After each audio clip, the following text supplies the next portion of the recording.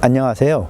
포레스토피아 신원섭입니다. 오늘은 우리나라 산림치유의 배경이 되는 우리 숲이 어떻게 생겨나서 발전되고 또 오늘날 어떻게 이용되고 있는지 그런 역사를 한번 살펴봄으로써 우리가 이 숲이 정말 귀중한 숲이구나, 또 노력이 아주 이 집중된 그런 그 숲이구나 하는 것들을 여러분하고 나누려고 합니다.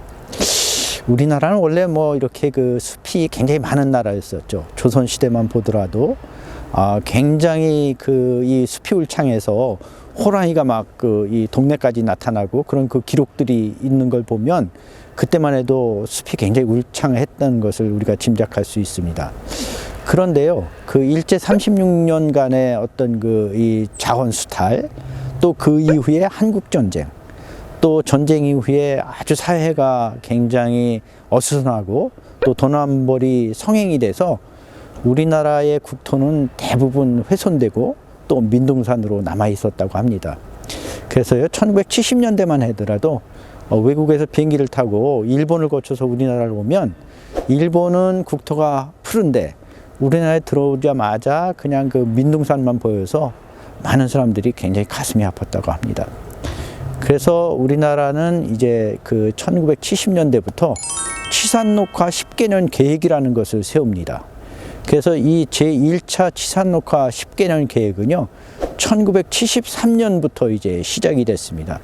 그런데 이 1973년부터 시작된 치산녹화의 10년 계획이 굉장히 빨리 앞당겨져서 4년간이나 이제 앞당겨져서 1978년까지 끝냅니다.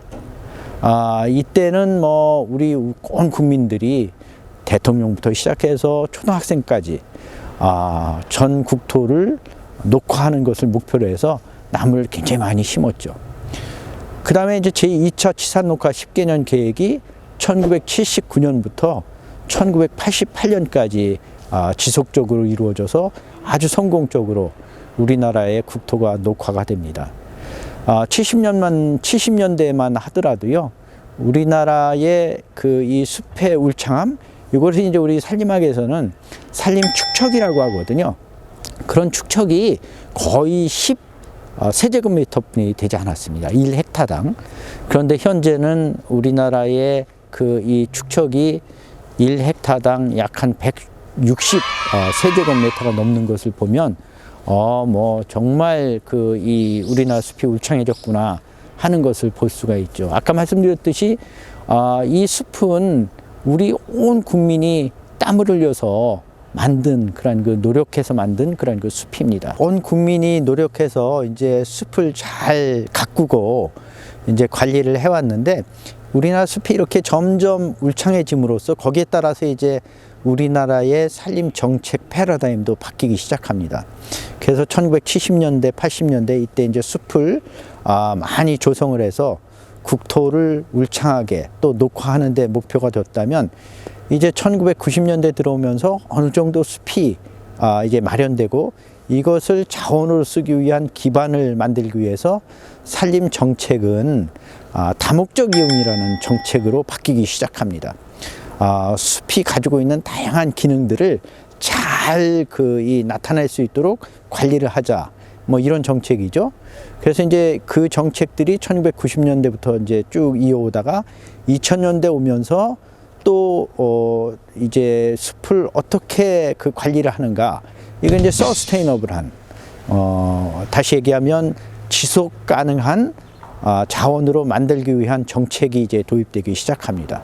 그리고 2000년대 이후 2010년대 오면서 이런 잘 가꾼 숲을 가지고 우리 국민들이 행복하고 또 복지로 쓸 수 있는 그런 그 개념으로 산림 정책이 바뀌고 또 패러다임이 바뀌기 시작하는 것입니다. 앞서 말씀드린 대로 우리나라의 숲이 복원되고 또 조림이 성공한 것은 아주 세계적인 모범 사례입니다. 그래서 FAO를 비롯한 국제기구, 또 여러 학자들이 우리나라를 아주 최고의 산림 복원 국가로 꼽고 자랑을 많이 하고 있습니다.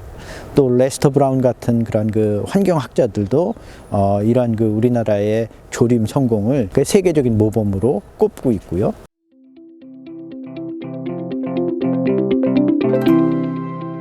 그래서 이렇게 잘 가꾼 숲을 이제는 우리 국민의 건강과 행복으로 쓸 수 있는 정책의 변화가 2010년 이후로 이제 생기기 시작합니다.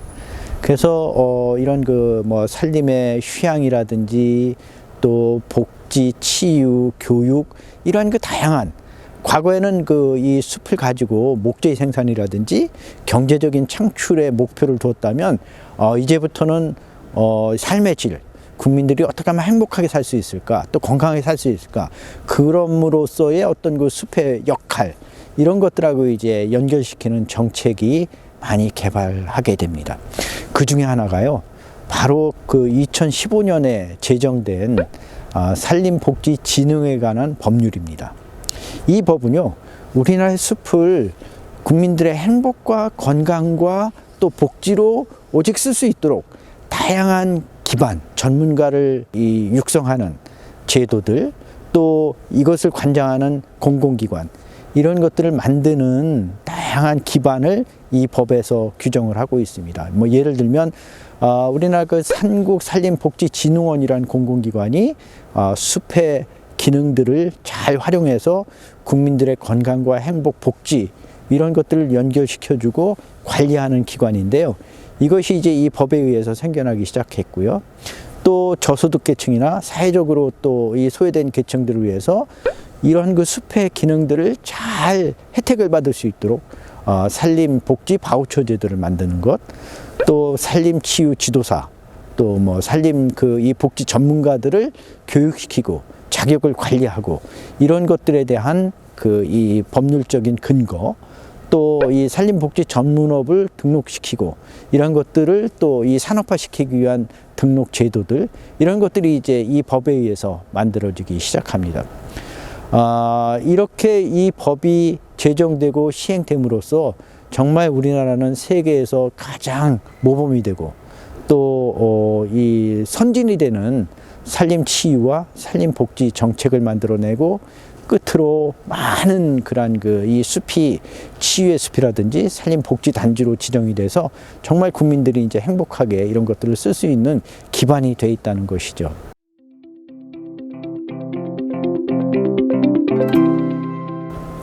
여러분들 이 지난 반세기 짧은 기간이지만 우리나라의 숲은 아까 말씀드린 대로 민둥산에서부터 시작돼서 지금 세계 어디에 내놔도 정말 이 부끄럽지 않을 만큼 울창한 숲을 가지고 있습니다.